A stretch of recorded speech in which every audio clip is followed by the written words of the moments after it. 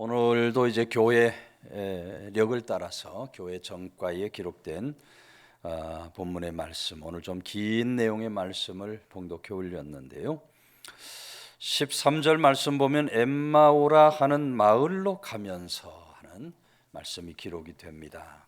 엠마오라 하는 마을로 가면서 저들에게 어떤 일들이 일어났는가, 오늘 본문의 말씀이 몇 가지 중요한 교훈을 말씀해 주고 있는데요.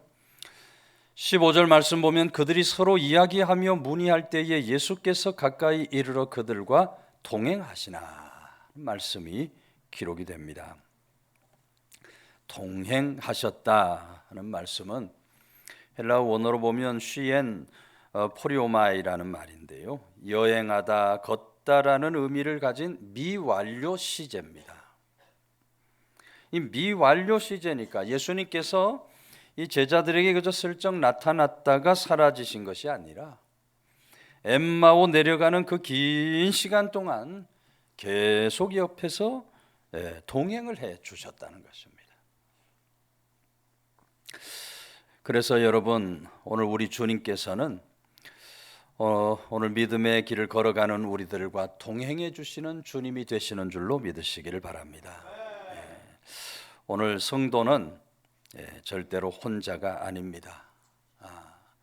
2000년 전 절망 가운데 엠마오로 내려가던 제자들과 동행을 해 주셨던 것처럼 우리 주님, 오늘 우리 한 사람 한 사람, 여기 앉아있는 한 사람 한 사람, 어떤 삶의 자리에 있든지 우리들과 언제나 함께 해주시고 동행해 주시는 그런 좋으신 주님이 되신다. 여러분, 외로운 길을 혼자 걸어갈 때 누군가 옆에서 말동무가 되어준다. 얼마나 여러분 큰 위로가 되겠습니까? 가족을 다 잃어버리고 외롭고 슬픈 그런 길을 걸어갈 때 누군가 내 곁에 와서 내게 말동무가 되어주고 나와 함께 해준다면 굉장히 큰 위로가 될 것이에요. 내가 경제적으로 지금 어려움 속에 있고 지금 질병의 고통 속에 괴로워하고 있을 때 누군가 옆에 와서 함께 아파하고 기도해준다면 정말 힘이 되고 큰 위로가 되는 겁니다. 오늘 우리 주님께서는 그와 같이 우리 모든 인생 속에 늘 함께 해주시고 또 동행해 주시는 그런 좋으신 주님이 되시는 겁니다. 야곱이 형 에서가 받을 축복을 대신 다 가로챘습니다. 에서의 미움을 받았으니 그 아버지 집에 더 이상 있을 수가 없어요. 어머니 리브가가 야곱에게 너 잠시 외삼촌 집에 가서 머물러 있거라 합니다. 지금까지 아버지 집에서 막내로 사랑만 받다가 보따리 짐 하나 메고 길을 가는데 여러분, 그 길이 무려 800km가 되는 길이에요. 우리나라로 말하면 서울에서 부산까지 왔다 갔다 2번 해야 할 만큼 아주 먼 길입니다. 그 길을 야곱이 홀로 외롭게 터벅터벅 걸어가는 거예요. 가는 길에 광야에 쓰러져서 옆에 있는 돌을 베개 삼아서 잠을 자게 됩니다. 그날 밤 꿈을 꾸지요. 꿈속에 하나님이 나타나셔서 야곱에게 말씀을 주시기를, 창세기 28장 15절, 내가 너와 함께 있어. 내가 어디로 가든지 너를 지키며 너를 이끌어 이 땅으로 돌아오게 할지라.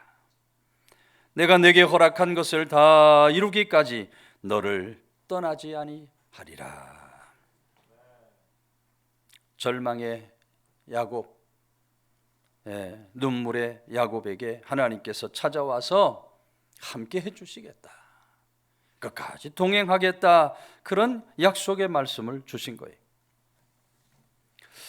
오늘 본문의 주님께서도 절망의 길을 내려가는 엠마오 제자들을 찾아와서 저들과 함께 해주시고 그 길을 동행해 주셔요.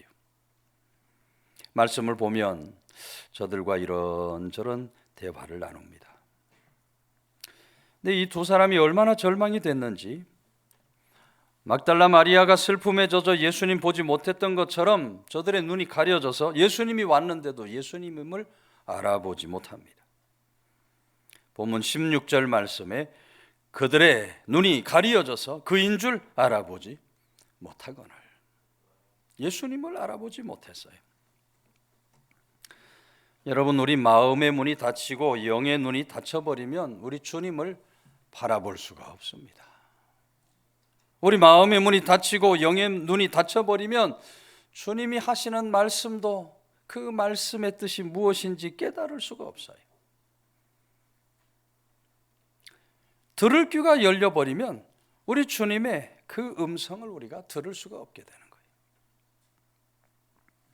예수님 제자들 마음이 닫히니까 여인들이 무덤에 가서 예수님 시체가 없어졌다고 하는 얘기를 들어도 마음이 닫혀버리니까 이게 무슨 얘기인가 했다는 거죠. 천사들이 예수님께서 부활하셨다고 합니다 하는 여인들의 말도 마음에 와 닿지를 않아요.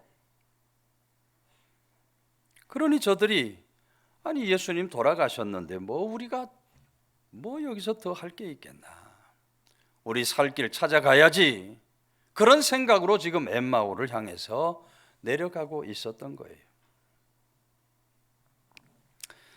여러분, 오늘도 다르지 않습니다. 오늘 우리가 아무리 예수님을 오래 믿었어도, 신앙생활 아무리 오래 했어도 영의 눈이 닫히고 마음의 문이 닫히면 그런 사람은 주님을 알아볼 수가 없어요. 어리석고 악한 길로만 행할 수밖에 없게 되는 거예요.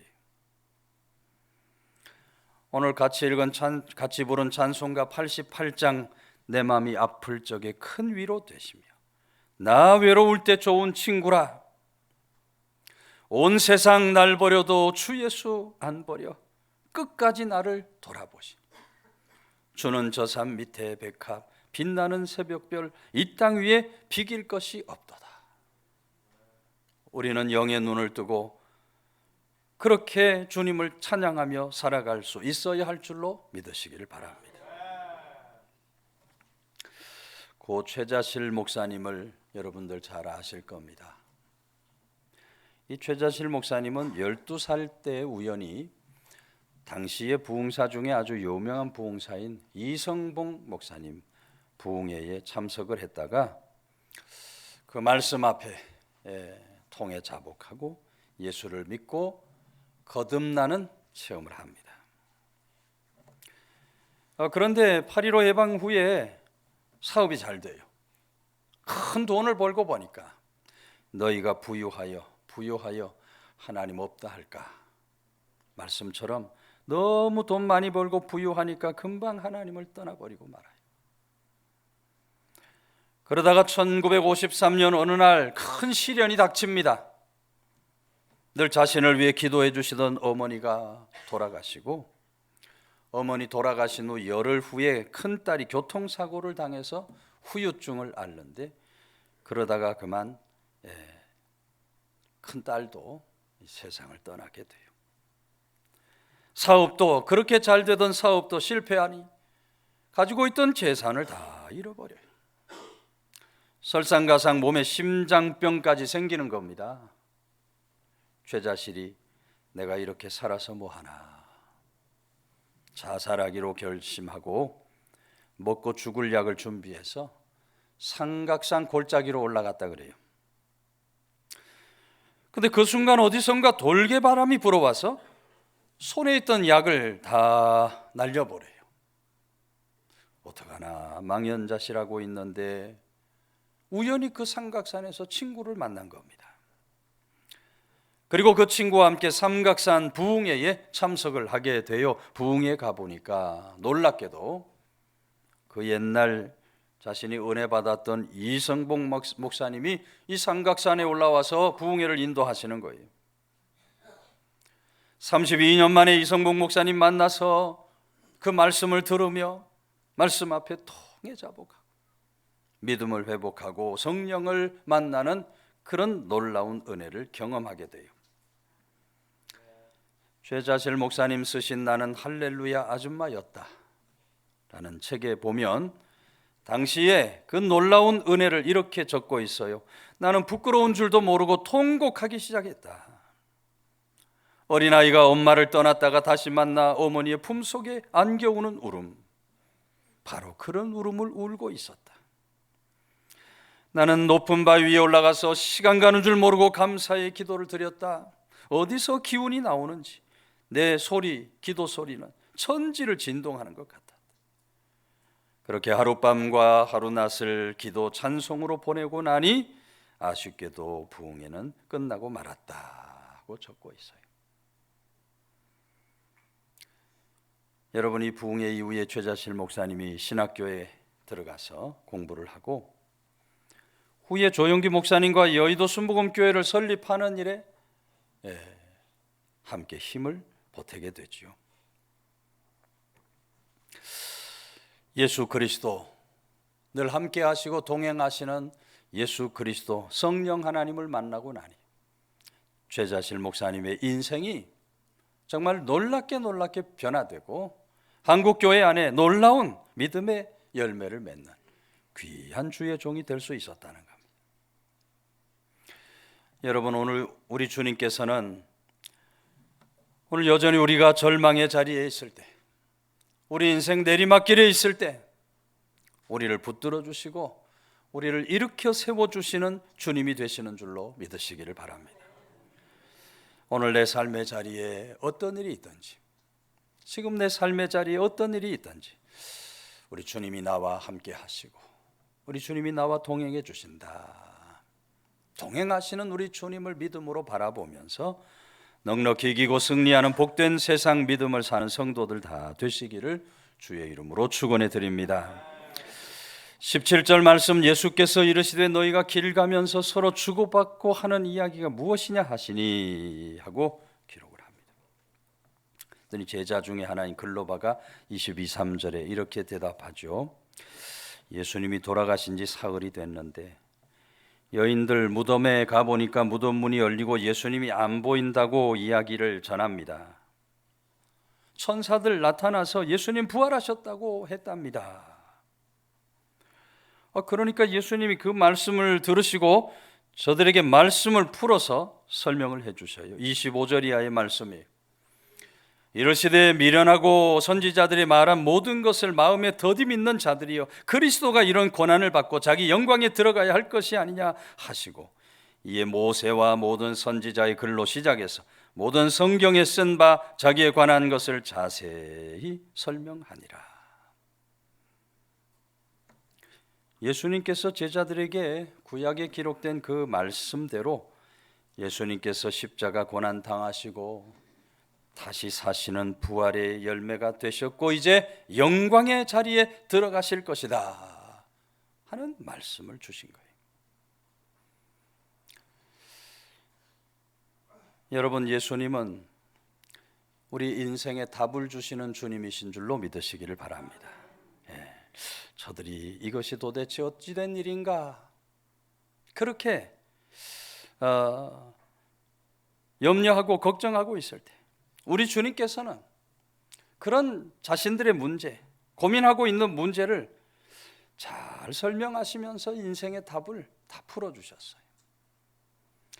그래서 오늘 우리 주님께서는 우리와 늘 동행하시는 주님이시면서 오늘 우리 주님은 우리 인생의 답을 허락해 주시는 그런 좋으신 주님이 되신다.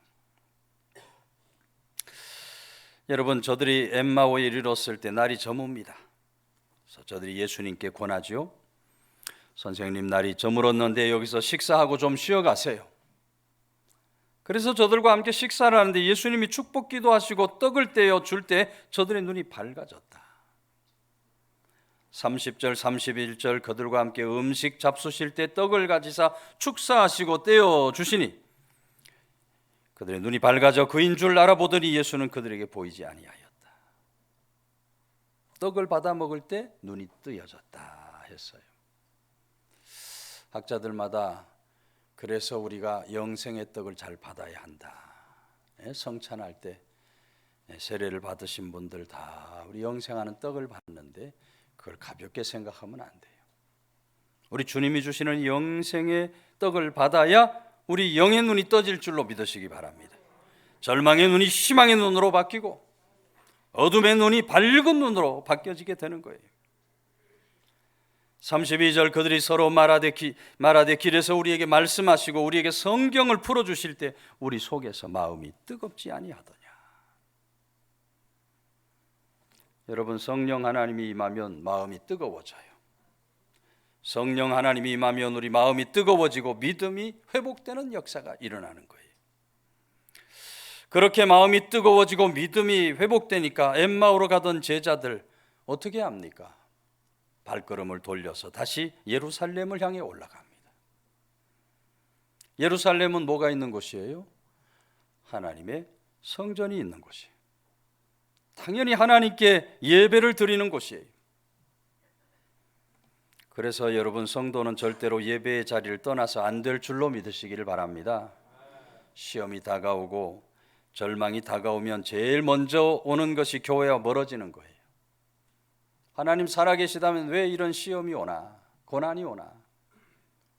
많은 사람들이 이런 시험과 고난의 자리에서 교회와 멀어져요. 그러나 여러분, 성도는 절대로 교회에서 멀어지면 안 돼요. 우리는 아무리 어렵고 힘들어도 내리막길을 향하여 가는 사람이 아니라 하나님의 성전을 향해 올라가는 사람들이 될 수 있어야 돼요. 그런 사람에게 우리 주님은 인생의 답을 주실 줄로 믿으시길 바랍니다. 네, 그런 사람이 인생의 답을 얻어서 승리하는 삶을 살 수가 있어요. 1618년부터 1648년 동안 30년 동안 독일에서 전쟁이 일어납니다. 소위 말하는 30년 전쟁이에요. 이 전쟁은 독일을 중심으로 해서 로마 카톨릭을 섬기는 나라와 프로테스탄트 개신교를 섬기는 나라 간 이 종교 전쟁이에요. 종교 전쟁. 전쟁이 하루 이틀도 아니고 한 달 두 달도 아니고 1년 2년도 아니고 무려 30년 동안 계속되니 여러분 어떻겠습니까? 어떻겠어요? 지금 러시아와 우크라이나 전쟁, 미국 이란 전쟁이 몇 년 혹은 몇 달밖에 되지를 않았어도 그 피해가 얼마나 많은지 몰라요. 얼마나 많은 아이들이 죽어가는지 몰라요. 온 세계가 걱정을 하고 있는 그런 세상을 살고 있어요. 그런데 30년이나 전쟁을 하니까 어마어마한 피해가 일어나는 거. 인구 1600만 중에 800만 명이 전쟁으로 죽어버려요. 절반이 전쟁으로 죽어요. 남은 사람들도 흑사병 그리고 각종 질병에 걸려 죽어가는데 나중에 보니까 인구가 1000만 명이 죽고 600만 명 남았어요. 처참한 상황이 된 겁니다. 근데 그런 전쟁의 때에 베냐민 슈몰크라는 목사님이 그 아버지 목회에 이어서 사역을 하게 됐는데 이 전쟁의 폐허가 된 곳을 다니면서 저들을 위로해주고 저들을 위해 기도해주고 저들에게 말씀을 전하는 그런 사역을 합니다. 잿더미가 된 상황, 절망의 상황 속에 있는 저들에게 이 목사님 찾아가 말씀을 전하니까 얼마나 성도들이 기뻐하고 감사하는지. 정말 귀한 사역을 이 목사님이 감당을 하셨던 거예요. 어느 날도 그렇게 먼 길을 가서 이 폐허가 된 곳의 사람들을 위로하고 기도해주고 말씀 전하고 돌아오는데 저 멀리 바라보니까 어느 집에서 연기가 올라와요. 이 웬일인가 하고 가까이 가보니까 그만 이 목사님 사택에 불이 나가지고 집에 그냥 모든 것이 다 타버렸어요. 목사님이 우리 두 아들 어디 있는가? 어린 아들 둘이 보이질 않습니다. 소리를 지르면서 얘들아 어디 있니? 잿더미를 치우는데 구석에 아이 둘이 부둥켜 안고 새까맣게 타 죽어 있어요. 아니 어떻게 주의 종의 집에 이런 일이 일어날 수 있습니까? 하나님 앞에 원망이 나오면서 내가 멀리 다녀오지 않았더라면 이 아이들 살릴 수 있었을 텐데 그런 생각이 들고 옆에 있던 사모님은 뭐 그 자리에서 쓰러져서 정신을 잃어버려. 아들의 시체를 끌어안고 한참 동안 울고 있는데 갑자기 이 목사님의 눈에 환상이 하나 보입니다. 겟세마네 동산, 밤새 부르짖어 기도하시는 예수님의 모습이 보이면서 그 주님의 음성이 생생하게 들려요. 그러나 나의 원대로 마옵시고 아버지 원대로 하옵소서 하는 음성이.